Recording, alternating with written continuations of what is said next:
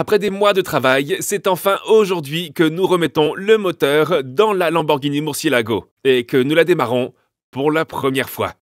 Si tout va bien. La Murciélago a toujours été la voiture de mes rêves. Alors, quand j'ai eu l'occasion d'en acheter une qui avait été abandonnée pendant 7 ans, j'ai sauté sur l'occasion. Mais cette voiture a été abandonnée pour de multiples raisons. Mauvaise carrosserie, qu'est-ce que c'est que ça? Mauvaise réparation, c'est de mieux en mieux. Et un moteur V12 qui ne fonctionnait pas. Ils sont serrés au doigt. N'ayant aucune expérience des moteurs de Lamborghini, mon père et moi avons tenté de reconstruire le moteur nous-mêmes. Et dans la dernière vidéo, nous l'avons remonté dans la voiture avant de nous rendre compte que nous avions fait une énorme erreur. Oh non! Qu'est-ce qui se passe? Ça fuit? De l'huile sort des têtes. Oh, c'est pas vrai, non. Oh non! Notre célébration a été de courte durée. Et nous avons sorti le moteur pour la deuxième fois. Alors, voici le truc. Ça va devenir très compliqué. Ceci est le boîtier qui recouvre les chaînes. Il va là, et ce que vous êtes censé faire ensuite, c'est mettre les culasses de chaque côté qui se resserrent sur le boîtier.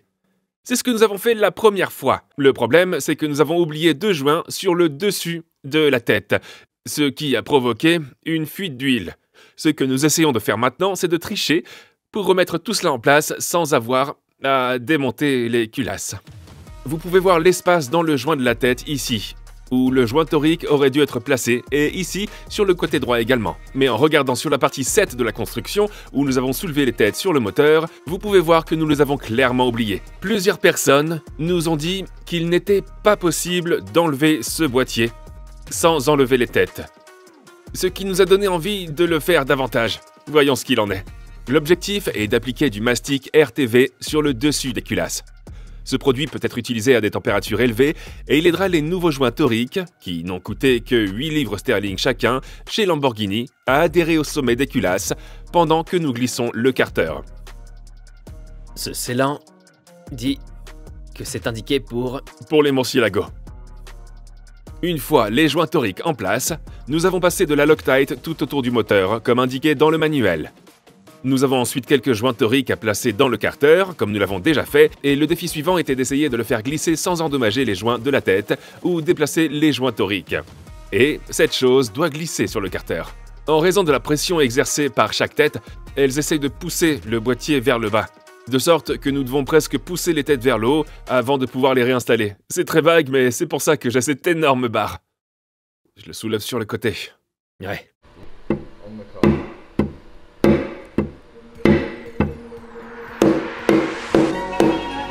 Wouhou! Ouais! On l'a fait! On a réussi! Il faut espérer que les joints sont en place. Nous avons remis en place le carter et il ne nous reste plus qu'à remettre toutes les pièces ainsi que tous les écrous. Comme nous avions enlevé le carter, nous avions acheté un autre joint neuf chez Lamborghini qui coûtait 47 livres sterling et qui va juste au-dessus du vilebrequin ici. Mon père l'a ensuite remis en place et tout s'est bien passé. Mais nous devions tester le fonctionnement de cette chose. Nous avons commencé à soulever le moteur et à boulonner la pompe à eau. Ok, tout est en place et assemblé. La seule chose que nous n'avons pas encore mis en place, c'est le matériel auxiliaire comme la pompe à eau, l'alternateur et tout le reste. Mais si nous mettons tout cela en place et que nous devons ensuite le retirer à nouveau, ce serait assez embêtant. Nous pouvons également tester l'étanchéité du moteur à l'extérieur de la voiture, ce que nous aurions probablement dû faire auparavant. Et c'est ce que nous allons faire maintenant pour voir si tout est étanche. C'est parti. Alors, le moteur de la Murciélago a un carter sec, c'est-à-dire qu'il ne stocke pas toute l'huile nécessaire au moteur dans le fond du carter. Elle est en fait stockée dans un réservoir d'huile situé sur le côté de la voiture. Mais il existe un moyen de faire circuler l'huile dans le moteur sans avoir à la raccorder à la voiture. Ici en bas, on a le carter et nous avons branché un tuyau qui fait le tour et qui revient dans le carter. Il y a environ 3,5 litres. Nous pensons qu'il circule dans le moteur à la fois. Nous allons donc remplir le moteur avec 3,5 litres d'huile et ensuite, nous allons le retourner. Première étape, remplir le moteur avec 3,5 litres d'huile. Comme nous le faisons à l'extérieur de la voiture, nous ne saurons pas si la pression d'huile est réelle, car nous ne sommes connectés à rien. Mais s'il n'y a pas de fuite d'huile, nous savons que nous sommes en quelque sorte sur la bonne voie. Alors, maintenant, nous allons connecter la batterie au démarreur pour retourner le moteur. Fonctionner de cette manière est très bizarre, mais il est beaucoup plus logique d'essayer de faire fonctionner le moteur à l'extérieur de la voiture plutôt qu'à l'intérieur et se rendre compte que ça ne fonctionne pas. Il faut donc relier la batterie au démarreur et croiser les doigts à partir de là. Nous y voilà. C'est bon? Vas-y. Continue. Et les choses se présentaient bien. C'est plutôt pas mal. Il semble que j'ai parlé trop tôt. Oh, il y a de l'huile qui sort.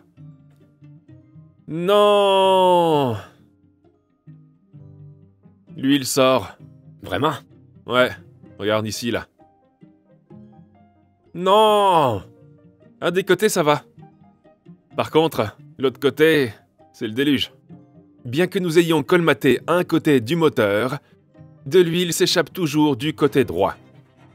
Et nous n'avons pas d'autre choix que de recommencer pour la deuxième fois. Ok. Le plan est de mettre un joint torique un peu plus épais et d'espérer qu'il assure une meilleure étanchéité. Mais parce qu'il est plus épais, il sera plus difficile à introduire. Nous pensons que le précédent s'est peut-être déplacé parce que le joint tombe un peu de la tête, alors que de ce côté, il est au même niveau. Nous ferons un nouvel essai, nous vérifierons quand nous aurons tout rassemblé et quand nous le retournerons à nouveau. Cette fois-ci, nous avons attendu 24 heures pour que le produit d'étanchéité durcisse. Ok, c'est parti. Faites que ça fonctionne. Techniquement, il s'agit du 3e tour, et cette fois, tout semblait fonctionner correctement. On dirait que c'est bon. Oh, on n'a pas mis le filtre à huile. Mais cette fois-ci, nous avions oublié le filtre à huile. C'est parti. C'est parti. Allez, je vous en prie. Oh non, c'est le côté gauche maintenant. C'est pas vrai. Oh non.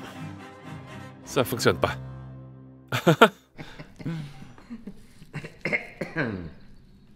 La 3e fois est un échec. Alors, voilà. Ok. Ce que nous avons appris, c'est que nous devons probablement enlever les têtes. Et je suis là pour vous aider à le faire. Vous voyez? Je pense que c'est une bonne chose qu'on ait Freddy, parce qu'on en a assez. On en a assez. Il semblait que l'inévitable devait se produire. Nous allions devoir démonter les culasses du moteur. Mais c'était jusqu'à ce que je reçoive un message de Sony, de BHP. Donc, ça c'est une couche de métal. Tu peux voir à quel point elle est fine. Assure-toi juste qu'elle n'ait pas d'arête tranchante. Ce que tu fais, c'est que tu comprimes le joint torique avec la couche de métal et tu fais glisser doucement le couvercle, et si tu mets assez de graisse dessus, ça devrait permettre à l'outil de glisser à l'intérieur, et une fois que tu as mis le couvercle en place, tu fais glisser la couche de métal. Nous utilisons cette couche. Nous allons pousser le joint vers le haut, et nous allons faire glisser le tout, et ça va fonctionner. Allez! Si nous n'y parvenons pas, cette fois-ci, ça va à la poubelle. Ça va à la poubelle. Alors, on le reconnecte. Papa s'en occupe avec la batterie. Le réservoir d'huile est là. On va essayer de le faire démarrer. C'est pas un peu bizarre? C'est un peu lâche, c'est un peu lâche. Ok. L'huile repart à la hausse. Allez, Kevin! Ça pompe. Et ça fait un bruit bizarre. Ça a l'air d'aller bien. Ouais? Ouais? Ça a l'air bien. C'est bon? On est prêt à le remettre, allez! Je sais pas à quel point je suis confiant, mais je pense que ça va. On va mettre les accessoires, on le met dans la voiture, et il est temps de le démarrer. Il semble que ça ait fonctionné. Mais je n'étais pas confiant à 100%. Merci néanmoins à Sony de BHP. Si ça fonctionne, ça aura vraiment aidé. Nous installons donc tous les accessoires que vous avez déjà vus, mais nous arrivons à la partie où nous devons tendre la courroie, et Freddy a dit qu'on est censé le faire en Hertz. En hertz, oui, c'est juste une fréquence. Et on est censé pincer la courroie, comme si c'était une corde de guitare. Et j'ai un analyseur de son, je sais pas si ça va marcher. Bon, ça a l'air d'être des bêtises, mais regardez, ce sont des faits. Le manuel indique que la fréquence de résonance de la courroie doit atteindre 150 Hz, plus ou moins 5 Hz, donc... D'accord. Est-ce que c'était 155 155 Hz? Donc, nous voulons ce réglage spécifique sur cette courroie, s'il te plaît. Donc là, on est à 86. C'est trop bas, faut que ce soit plus serré. Plus de ding. Ouais. Donc nous la serrons pour obtenir un Hertz plus élevé. Il doit être accordé à la perfection. Oh. Un petit peu plus, c'est tellement serré. C'est de la folie. 150. 150. Nous y voilà, c'est bon. C'est une jolie chanson, on peut continuer. Ensuite, nous verrouillons le tout. Après ça, il y a eu les bougies d'allumage. Les 12 bougies. Et Freddy était là pour s'en charger. Nous sommes si près de ramener ce moteur à la vie. Nous ne savons toujours pas combien de kilomètres il a parcouru. La seule chose dont nous disposons, c'est la vérification de l'état de la voiture que j'ai effectuée lorsque j'ai acheté la voiture. La bonne nouvelle, c'est qu'elle n'a jamais été accidentée à notre connaissance, qu'elle n'a pas subi de fraude au kilométrage, qu'elle n'a pas été volée et qu'elle n'a pas de crédit en cours. Je peux également consulter l'historique complet de la voiture, y compris les changements de plaque d'immatriculation. Mais je peux voir sur le graphique du kilométrage que le dernier enregistrement indique qu'elle a parcouru 126 652 km. Pour autant que nous le sachions, le moteur aurait pu s'arrêter après avoir parcouru 122 000 km. Ou il aurait pu en parcourir encore une centaine de milliers avant d'exploser, mais ça, nous ne le savons pas. Un autre avantage de Car Vertical est que si vous vérifiez une voiture et qu'elle a eu un accident, vous verrez parfois des photos de la vente aux enchères sur le site de vente aux enchères d'accidents de voitures, comme pour ma GT3. Alors pour contrôler votre voiture, celle d'un ami ou une voiture que vous êtes potentiellement sur le point d'acheter, cliquez sur le lien dans la description ci-dessous. Utilisez le code MAT pour bénéficier d'une réduction sur votre prochain contrôle Car Vertical. Merci Car Vertical! Les bougies d'allumage sont en place. Alors, nous allons être raisonnables cette fois-ci, parce que la dernière fois, nous avons fait une erreur, mais nous n'avons pas réalisé que nous l'avions fait avant d'avoir commencé à tout assembler. Ici, dans cette boîte, se trouve un énorme échappement en titane, mais nous n'allons pas vous le montrer avant de l'avoir monté sur la voiture. Mais la seule partie dont nous avons besoin, ce sont ces pièces, ici, que nous allons connecter. Elles vont aller ici, et c'est une bonne chose que nous les mettions maintenant, car nous aurions du mal à les atteindre si le moteur était dans la voiture. Un grand merci à Carbonize UK pour cet échappement. Et vous verrez le tout lorsque nous aurons enfin fait démarrer le moteur. Mais pour l'instant, il ne s'agit que des tuyaux qui se connectent au collecteur. Échappement installé, entrons le moteur pour la deuxième fois. Il s'agissait d'un travail d'équipe et c'est très difficile. Nous soulevons le V12 dans la rampe à 2 poteaux, puis nous devons pousser l'amorcier-lago vers le moteur tout en essayant de le mettre en place. Ce qui explique pourquoi Liam se tient au-dessus de la boîte de vitesse. Et il n'a pas fallu attendre longtemps pour qu'il soit enfin mis en place. Wow, Samy! Samy! Arrête, t'es en train de casser la voiture! Samy! Tu casses la voiture! Ouais! Ah, désolé, on est censé célébrer. Ouais, 3, 2, 1. Ouais! Ouais! Ouh! On l'a fait! 2... 1 heure et 2 minutes. On continuera demain matin. Okay.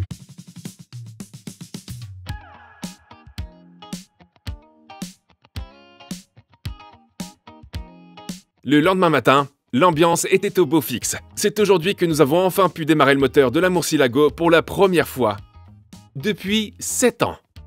Allez!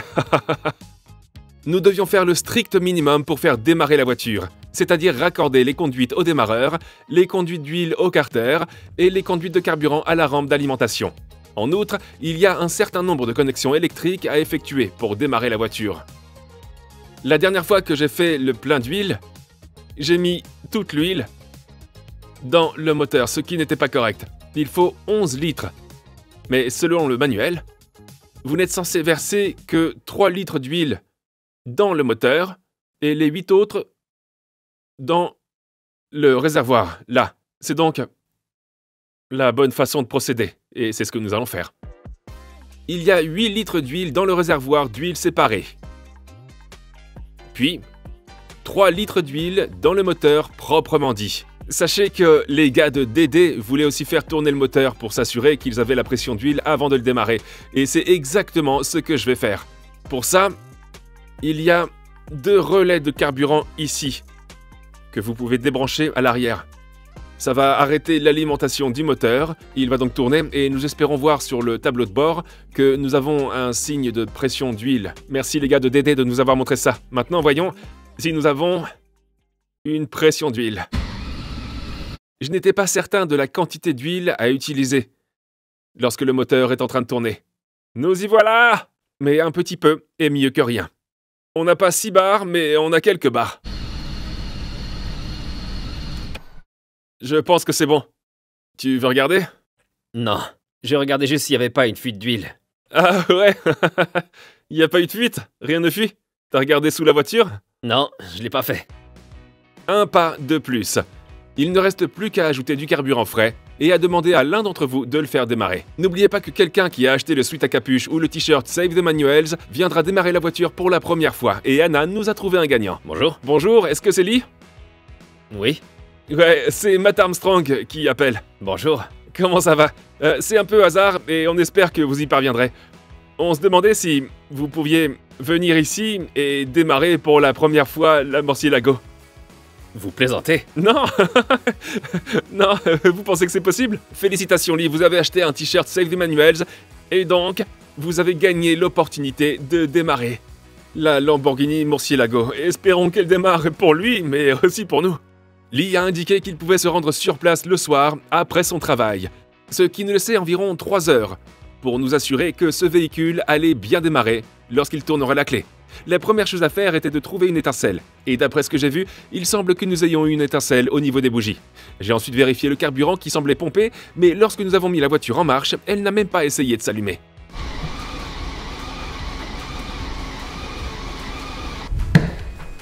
On n'a pas d'étincelle. Non, si, on a une étincelle, mais au mauvais moment, peut-être. Ou alors pas de carburant. Les injecteurs marchent bien. Il est possible que nous ayons noyé le moteur. Nous avons donc enlevé une bougie pour vérifier. Oh ouais, ça fait des étincelles, c'est presque parti. Pourquoi ça n'a pas marché alors? Tu crois qu'on l'a inondé? Ouais, quand on a essayé de faire tourner le carburant. Il est inondé alors? Alors on retire toutes les bougies et on le fait tourner? Ouais. Ah, donc quand je l'ai fait tourner pour obtenir la pression de l'huile... Non, j'ai déconnecté le carburant. Par précaution, nous avons retiré toutes les bougies d'allumage et nettoyé tout le vieux carburant qui s'y trouvait, au cas où nous aurions inondé les cylindres. Mettons-les en place et préparons-nous pour Lee. Nous avons une demi-heure pour que tout soit prêt et pour que Lee puisse démarrer et faire le premier tour de clé et démarrer cette voiture. Après avoir nettoyé les bougies d'allumage et vérifié le niveau d'essence, nous avons tout remis en place, à l'exception de la roue arrière que nous avons enlevée pour pouvoir brancher le bloc batterie directement sur la batterie afin d'augmenter la puissance.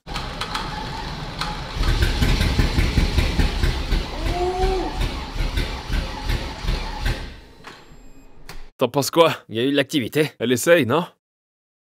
Elle va démarrer. Alors on laisse Lee la démarrer? On laisse Lee faire? Tu penses qu'elle démarrera si on continue à... La seule chose, c'est que les cordes de papillon ne fonctionnent pas. Lorsqu'on appuie sur l'accélérateur, il se passe rien.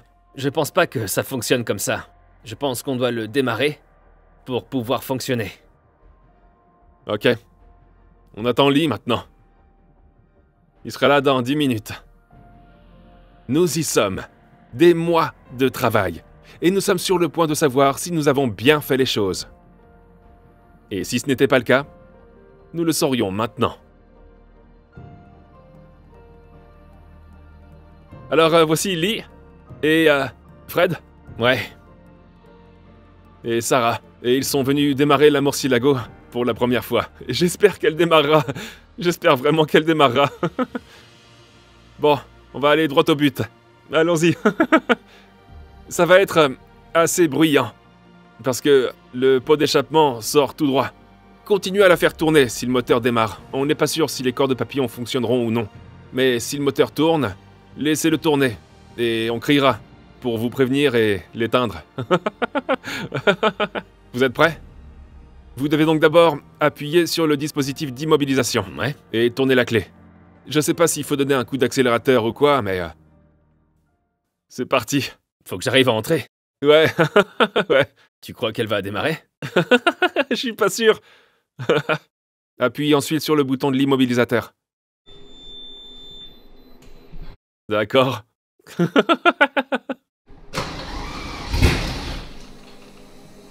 Ok, on a quelque chose. Allez-y, continuez.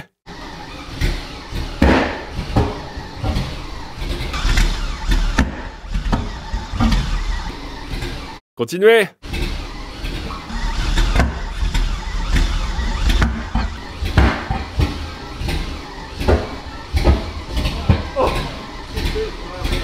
Ouais, c'est trop lent. D'accord. On attend le chargeur. On va attendre le chargeur. Ça marche, on y est presque. Ça fait des étincelles. Ça projette des flammes. Je sais pas si c'est une bonne chose. Je sais pas si c'est une bonne chose. Je pense qu'on va le faire cette fois. Si on n'y arrive pas, on va devoir retirer toutes les bougies à nouveau. Ok, démarrez. Juste après le bouton d'immobilisation. Appuyez sur le bouton d'immobilisation. C'est parti.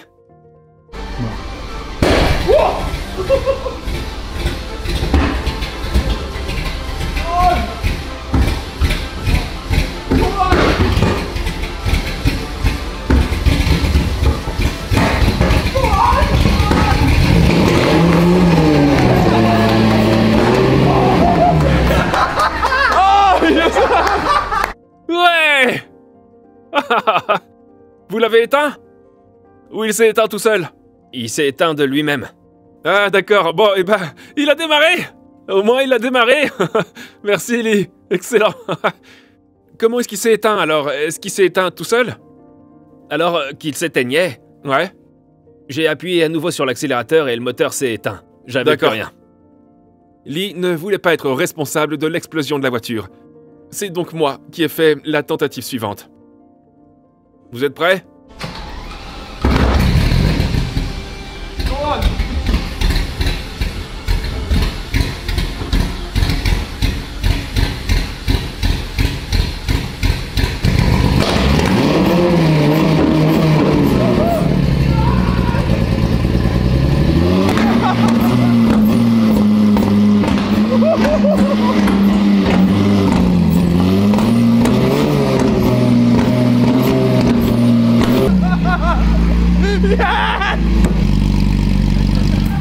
Ouais. Ouais. Bon, on dirait que ça revient au commencement. Il faut tout reconstruire maintenant. Eh bien, merci beaucoup d'avoir regardé cette vidéo. Si vous l'avez appréciée, abonnez-vous et donnez-moi un like. Et je vous verrai dans la prochaine vidéo. Peace out. Déplace-les. Il y a un câble dedans, pour des raisons de sécurité. like a drug that I just can't deny.